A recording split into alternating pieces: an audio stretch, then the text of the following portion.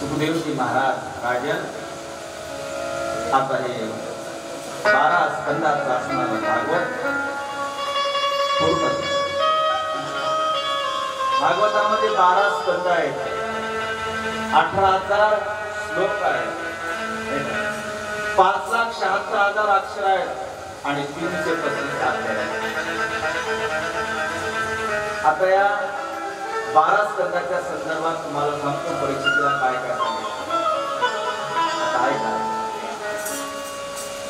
पहिल्या स्कंदामध्ये भक्तियोग आणि त्यामुळे उत्पन्न होणाऱ्या वैराग्याचे वर्णन आणि परीक्षेला नारदाचं जीवन चरित्र सांगितलं. हे पहिल्या स्कंदामध्ये होतं ते पूर्ण आहे.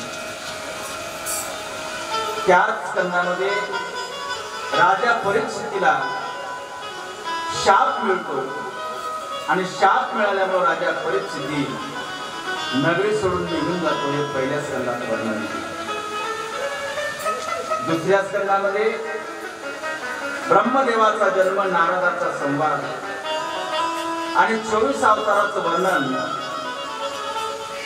सुरुवातीपासून प्रकृतीची सृष्टीची उत्पत्ती कशी झाली याचं वर्णन दुसऱ्या स्कंदामध्ये की राजा परीक्षेला सांगितलं. सुरुवात होते तिसऱ्या स्कंदाला. तिसऱ्या स्कंदामध्ये विदुर आणि उद्धव यांचा संवाद होतो. मैत्रेयाची भेट होते. पुराण संहितेविषयी प्रश्न असतात. त्यानंतर सृष्टीमध्ये महातत्व 7 प्रकारची प्रकृती विकृती यांच्यापासून उत्पन्न झालेली कार्य सृष्टी सांगितली. ब्रह्मांडाची उत्पत्ती कशी झाली, विराट पुरुषाची उत्पत्ती, त्याचं वर्णन तिसऱ्या स्कंदामध्ये येते. समुद्रातून पृथ्वी बाहेर आणताना केलेला हिरण्यक्षाचा वध तिसऱ्या स्कंदातच आहे. देवता, पशु, पक्षी आणि मनुष्याची सृष्टी, रुद्राची उत्पत्ती, ज्यापासून स्वयंभू मनु आणि शतरूप यांचा जन्म होतो कसा आणि मनुष्याची निर्मिती कशी होती तिसऱ्या स्कंदामध्ये येते. सुरुवात होते चौथ्या स्कंदाची आणि चौथ्या स्कंदामध्ये मरीची ऋषी, त्याचे 9 प्रजापतीची उत्पत्ती, राजा दक्षांचा यज्ञाचा विध्वंस, ध्रुव आणि पृथ्वीराजाचं चरित्र चौथ्या स्कंदामध्ये आहे. नारद यांच्यामध्ये संवादी चौथ्या स्कंदामध्येच आहे. 5व्या स्कंदामध्ये येते राजा प्रियव्रताचं चरित्र, त्याच्यामध्ये ध्रुवाचं चरित्र आहे. नाभी ऋषभ आणि भरताचं चरित्र आहे. द्वीपवर्ष, समुद्र, पृथ्वी आणि नद्यांचं वर्णन आहे. ज्योतिष चक्राचा विस्तार सांगितला. त्याचबरोबर पाताळामध्ये नरक आणि त्याच्या स्थितीत 24 नरकाचं वर्णन सांगितलं. हे 5व्या स्कंदात आहे. 6व्या स्कंदामध्ये येते परीक्षिती. प्रचितेपासून दक्षाची उत्पत्ती कशी झाली, दक्ष कन्याची संतती आणि तिच्यापासून देवता, असुर, मनुष्य, पशु, पर्वत, पक्षी इत्यादींचे जन्म कसे झाले 7व्या स्कंदात आहे. व्रतासुराची कथा सुद्धा तिथं येते आणि स्कंद पूर्ण होतो 6वा. 7व्या स्कंदामध्ये दितीच्या पुत्रांपासून आदितीच्या पुत्रापासून आदितीच्या पुत्रांना कसा त्रास होतो, मग ती आदिती व्रत कोणतं करते, ते पयव्रत करते त्यामध्ये आणि वामन भगवान जन्माला येतात. त्यानंतर बळीच्या दरबारामध्ये जाऊन मागणी मागतात 3 पावलं जमीन, त्यामध्ये बळीला पाताळात घालतात. ती 6व्या स्कंदामध्ये कथा येते. 7व्या स्कंदामध्ये येते. 8वा स्कंद सुरू होतो, त्याच्यामध्ये मनवंतराची कथा आहे आणि गजेंद्र मोक्षाची कथा आहे. भगवान विष्णूचे अवतार कूर्म, मत्स्य, वामन, धन्वंतरी, हयग्रीव इत्यादी अमृत मिळवण्यासाठी समुद्र मंथन करतात. ही सगळी समुद्र मंथनाची कथा 8व्या स्कंदात आहे. 9व्या स्कंदामध्ये संग्राम आणि विषयाचे वर्णन आहे. 9व्या स्कंदामध्ये इक्ष्वाकुचा जन्म आणि त्याचा वंश विस्तार आहे. महात्मा सुदुम्न, इला व तारा यांची उपाख्याने, सूर्यतारांचा वृत्तांत, शशाद, मृग इत्यादी राजांचे चरित्र, सुकन्याचे चरित्र, शर्याती, खटवांग, माननाथा, सौंदर्य, मंगल, बुद्धिमान, कृतस्थानी, कौशलेंद्र या सर्वांचं चरित्र 9व्या स्कंदामध्ये येते. जनकाची उत्पत्ती आणि त्याचे वर्णन हे सगळं 9व्या स्कंदामध्ये आहे. भृगश्रेष्ठ परशुराम देवाच्या घरी जन्म भगवान परमात्मा घेतात.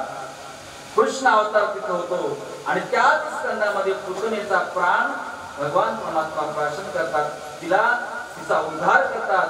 तिच्या स्तनामध्ये असणारं विष भगवान परमात्मा पिऊन टाकतात. हे 10व्या स्कंदामध्ये कथा आहे.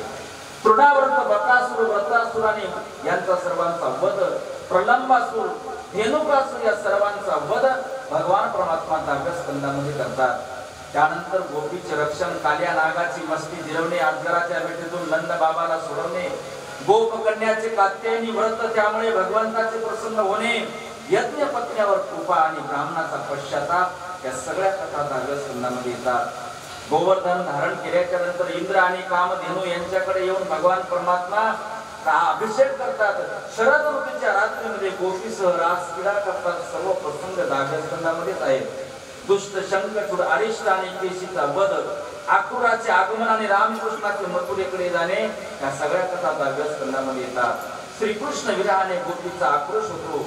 मथुरा दर्शन, वरयातील हत्ती, मुष्टिक चाणूर यांचा वध सुद्धा भगवान परमात्मा 10व्या स्कंदामध्येच करतात. जरासंधाने आणलेल्या सैन्याचा पुष्कळ वेळ, वध कार्यावताने मुचुंदापर्यंत भस्म द्वारिका निर्माण करणं या सगळ्या कथा 10व्या स्कंदामध्ये आहेत. स्वर्गातून पारिजातकांनी सुधर्मा सभांनी भगवंताकडून युद्धात शत्रूंना पराजित करून रुक्मिणीचे हरण करणे ही सगळी कथा 10व्या स्कंदामध्ये आहे. त्यानंतर सुरू होतो 11वा स्कंद. 11व्या स्कंदामध्ये भगवंताकडून ब्राह्मणाच्या शापाचे निमित्त म्हणून यदुवंशाचा संवाद होतो. श्रीकृष्ण आणि उद्धव यांचा अद्भुत संवाद आहे. संपूर्ण आत्मज्ञान, धर्म निर्याणाचे निरूपण आणि भगवंताच्या आत्मयोगाच्या प्रभावाने मृत्यू लोकांचा त्याग हे विषय आलेले आहेत.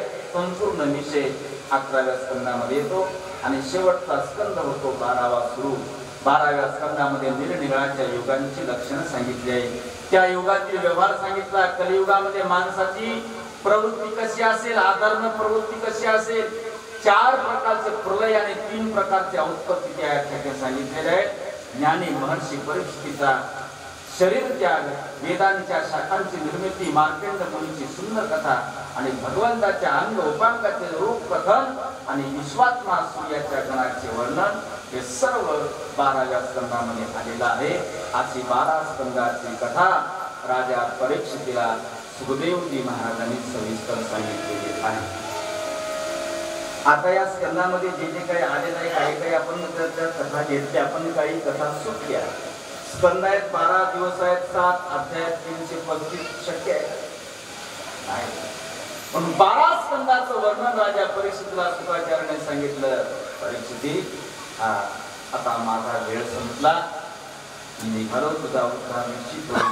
त्याने सांगितलं, गुरुदेव जा आपण, पण मला एकदा आपली पूजा करू द्या. राजा परीक्षितीकडे गुरुजींची पूजा करण्यासाठी काहीही नव्हतं. त्यांनी काय केलं, आपलं प्राण पुष्प काढलं आणि प्राण गुरुजीच्या चरणारविंदावर समर्पित केला आणि तो म्हणतो की गुरुजी, मी माझा प्राण जरी तुमच्या चरणारविंदावर समर्पित केला तर तुम्ही केलेल्या उपकारातून मी उत्तराई होऊ शकत नाही, मुक्त होऊ शकत नाही. काय त्या विचाराशी पावी मुक्तराई जीविता पायी जीव थोडा. साधूच्या उपकारातून आपण मुक्त होऊ शकत नाही, आई वडिलांच्या उपकारातून आपण मुक्त होऊ शकत नाही. काय केलं म्हणजे आईच्या आपण उपकार फेडलो आणि देवाच्या उपकारातून आपण मुक्त होऊ शकत नाही. म्हणून काहीच करायचं नाही, फक्त उगाची माथा ठेविली चरणी हेच भले देवाला सांगावं की देवा, मी तुमच्या उपकारातून मुक्त होऊ शकत नाही, फक्त आपल्याला मी नमस्कार करतो, आई वडिलांना नमस्कार करतो. सर्वात मोठा परमार्थ हा आहे. आई वडील आहेत, ज्यांनी आई वडिलांची सेवा केली. बघा, इतिहास असा आहे, जे आई वडिलांची सेवा करतात देव त्याच्या दारी येऊन उभा राहतो. योगी धारी 28 नाही का, कुंडलिकाच्या दारामध्ये देव उभा 28 युग होऊन गेले, माझा परत आणखी देव जात नाही. कारण काय, आई वडिलांची सेवा. आईसारखं दैवत नाही, वडिलांसारखं दैवत नाही. तुम्हाला फार परमार्थ नाही करता आला तर हरकत नाही, काहीच करू नका, पण तुमच्या मायबापांची सेवा करा, परमार्थ करा.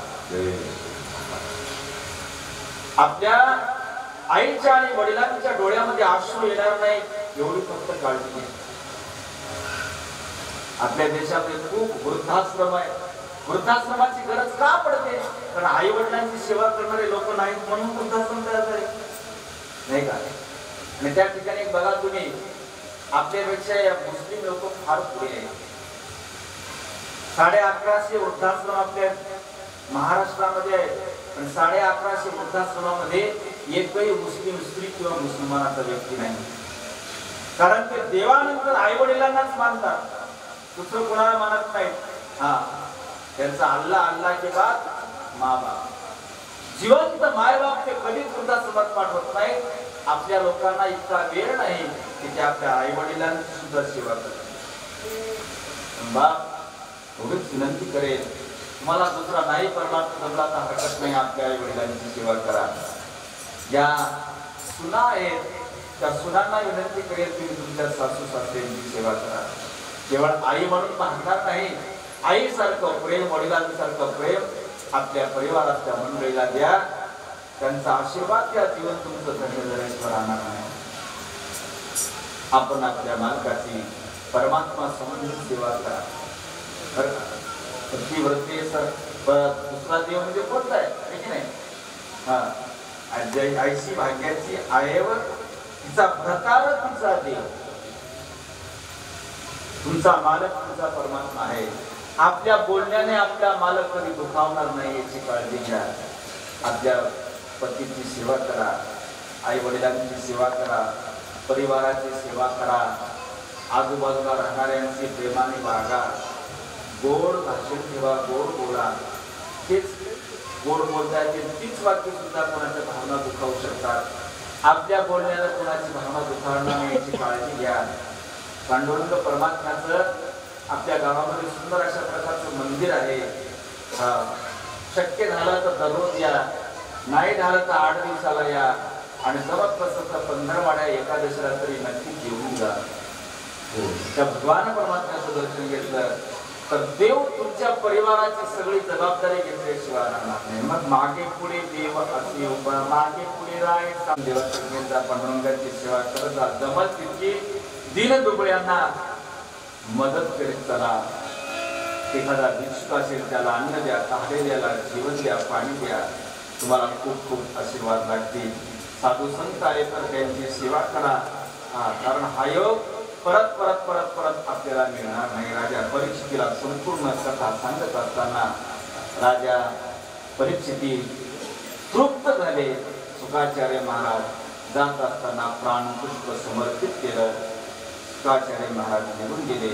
राजा परीक्षितीला शाप होता की ज्याने एका महात्म्याच्या गळ्यामध्ये मृत सर्प टाकलेला तो साप त्याला आता दंश करणार. तो तक्षक निघाला असताना वाटेमध्ये धन्वंतरींना अडवलं. कुठं निघाला असतो? त्यांनी सांगितलं राजा परीक्षितीला शाप आहे, मला त्याला दंश करायचा आहे. धन्वंतरीने सांगितलं अरे तक्षका, तुझ्या परीक्षितीला दंश करण्यासाठी जातो तो राजा परीक्षितीला भागवत आहे, पण तृप्त आणि मुक्त झाला, आता कोणाला चावणार आहे? त्याने सांगितलं तरी गेलो पाहिजे. तो तक्षक आला. राजा परीक्षिती डोळे बंद करून हे राम श्री राम श्री राम हरे राम हरे राम राम राम हरे हरे हरे कृष्णा कृष्णा कृष्णा हरे हरे. राम राम राम म्हणत राजा राम राम मानसा जाओ माझा प्राण. राम राम मानसा जाओ माझा प्राण.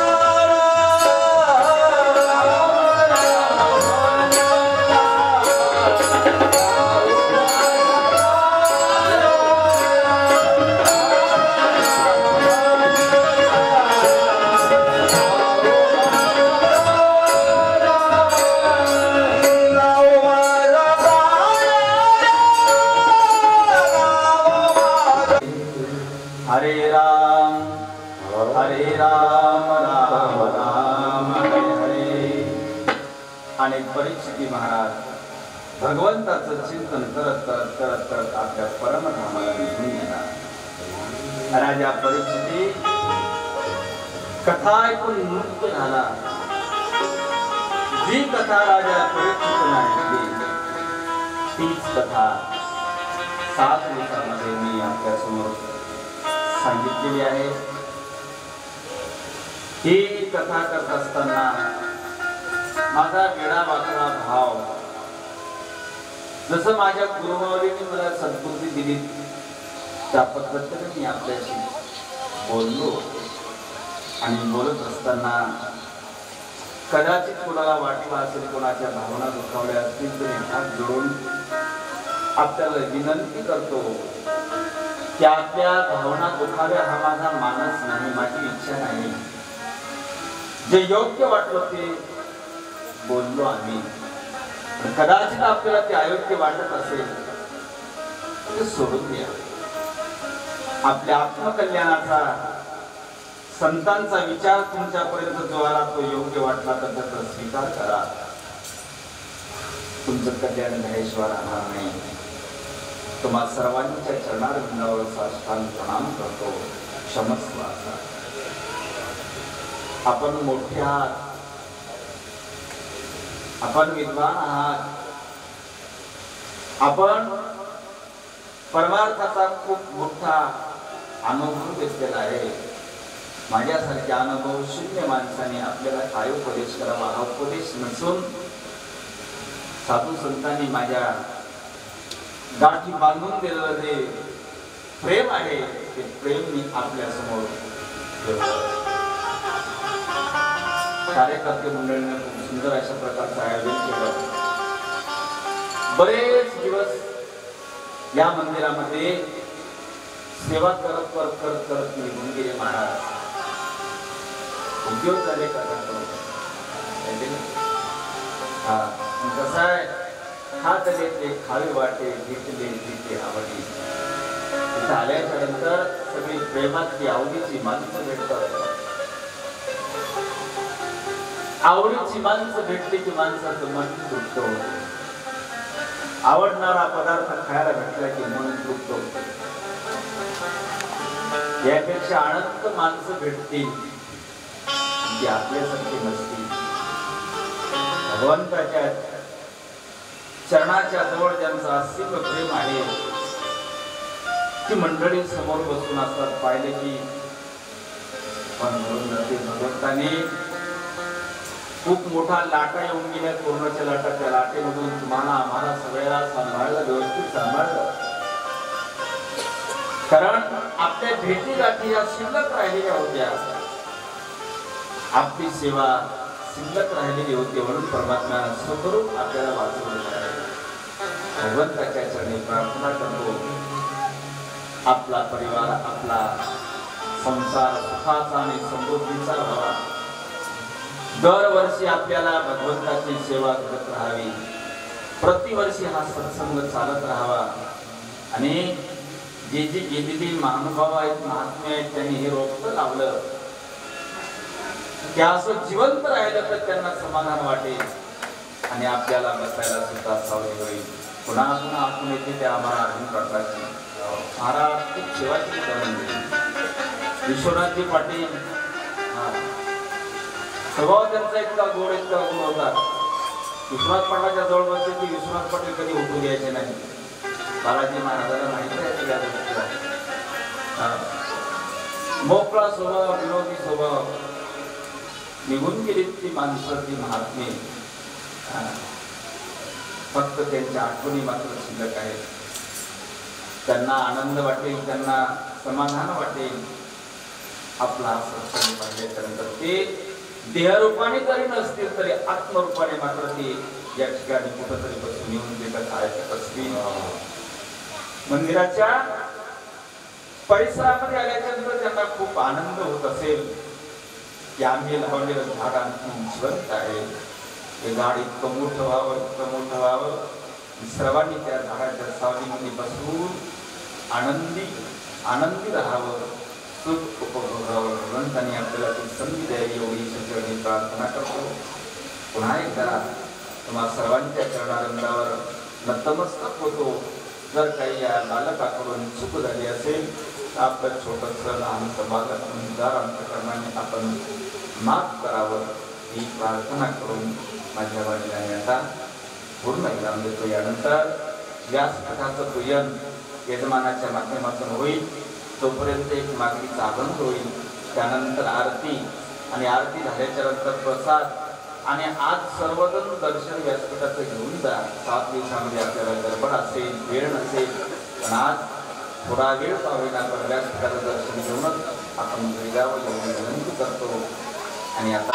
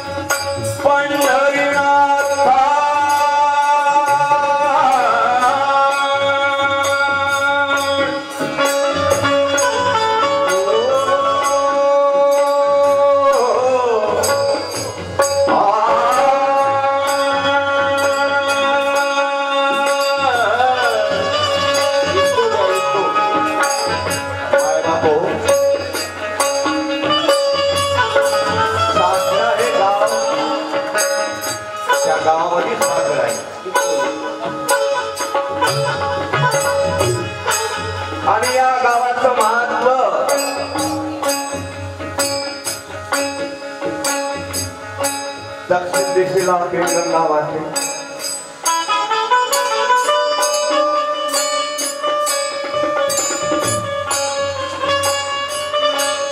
जसं काय पंढरपूर या साजऱ्या गावामध्ये दक्षिण वाहिनी गंगा आहे. योगायोग काय सांगा,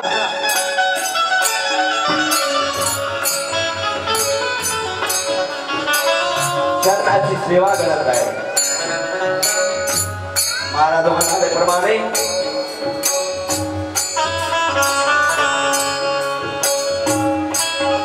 खरोखर उपासक म्हणजे मंडळ होतो आणि आहे त्यातले काही 4 लोक. भगवंता पांडुरंगा जोपर्यंत आत्मा आहे तुझी चरण सेवा करावी. या जन्माष्टमीच्या निमित्तानं हे भूतलावरचं पंढरी नगरी असणारा हा साखर गाव तुमच्या या क्षेत्रामध्ये येण्याची शक्ती असू दे हेच मागणं पुन्हा देवा.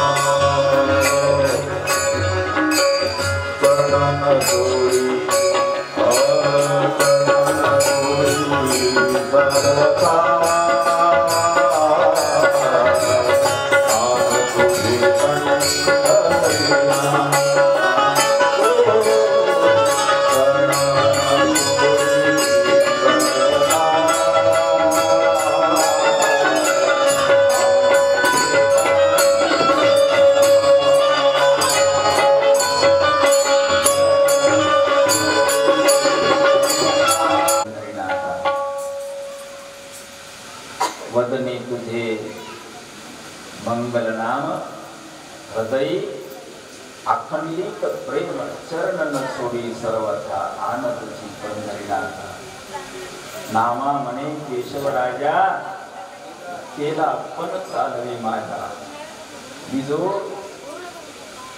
जे व्रत घेतलेलं आहे मी जे नेम केलेला आहे माझा नेम फक्त चालू यापेक्षा दुसरं काही मागायचं नाही. धन्यवाद. या भागवत कथेला सुंदर अशा प्रकारची संगीताची साथ या मंडळीने दिली. बाळू महाराज असतील, सुधाकरजी महाराज असतील, गंगारामजी पाटील असतील, रणजी पाटील असतील, संजीव महाराज असतील, गावातली भजनी मंडळी असेल, गावची भजनी मंडळी सर्वांचं हार्दिक आभार. सुंदर अशा प्रकारची साऊंड सिस्टीम आहे पण कधी कधी लाईनिंगमुळे व्यत्यय येत गेला. खूप त्याची धडपड आहे की तो बंद करायचं पुन्हा जनरेटर सुरू करायचं. जनरेटर चालत नाही तरी पण महाराज धावपळ. धन्यवाद, आभार. उपस्थित सर्व श्रोतावर मायबाप तुम्ही सुद्धा अविरत आणि अखंड 7 दिवस कृष्ण कथा ऐकली. धन्य तुम्ही आणि धन्य आहोत मी सुद्धा. आपल्यासारख्याची सेवा करण्याची संधी परमात्मा वारंवार देतो. तुमच्या चरणांना नमस्कार करतो, तुमचं ऋण व्यक्त करतो. यजमान मंडळी यांनी पण खूप सेवा केली हो, खूप सेवा केली. प्रतिवर्षी भागवताचे यजमानांची सेवा करतात, खूप प्रेम देतात, आनंद वाटतो. त्यांना बघितले की समाधान वाटते.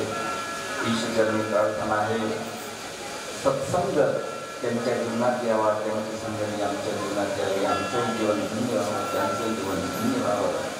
आयोजक मंडळी, या मंदिराचे ट्रस्टी मंडळी, अध्यक्ष उपाध्यक्ष सदस्य मंडळी सर्वांना परमात्म्याने भरभरून द्यावं, त्यांची सेवा करण्याची संधी द्यावी ही ईश्वरचरणी प्रार्थना करतो आणि आता पूर्णविराम देतो. सर्वांनी एक मंत्र म्हणायचा. प्रत्येकाने आपलं डोकं झाकून आणि मांडी घालून डोळे बंद करून बसा.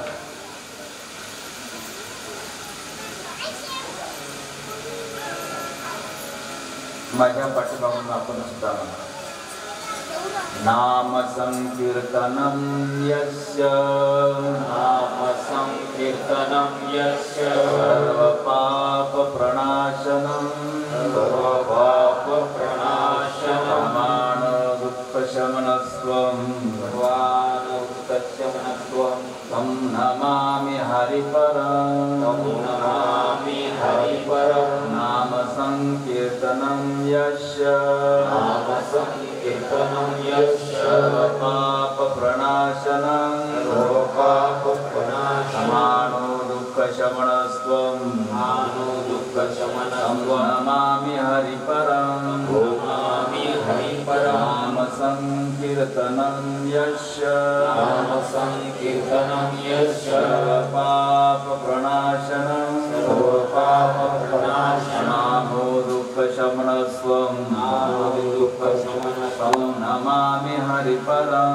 नमामि हरिपरम, नमामि हरिपरम, नमामि हरिपरम, नमामि हरिपरम, नमामि हरिपरम. गोपाल कृष्ण भगवान की जय, हरिनाथ भगवान की जय, उमापति महादेव की, दत्तात्रेय भगवान की जय, हनुमान की जय, ज्ञानेश्वर महाराज की जय, गुरु तुकाराम महाराज की जय, भागवत महापुराण की जय, सुखदेव जी महाराज की जय, सद्गुरुदेव भगवान की जय, छत्रपति शिवाजी महाराज की जय, माता की जय, गो माता की जय, भारत माता की जय, गुरु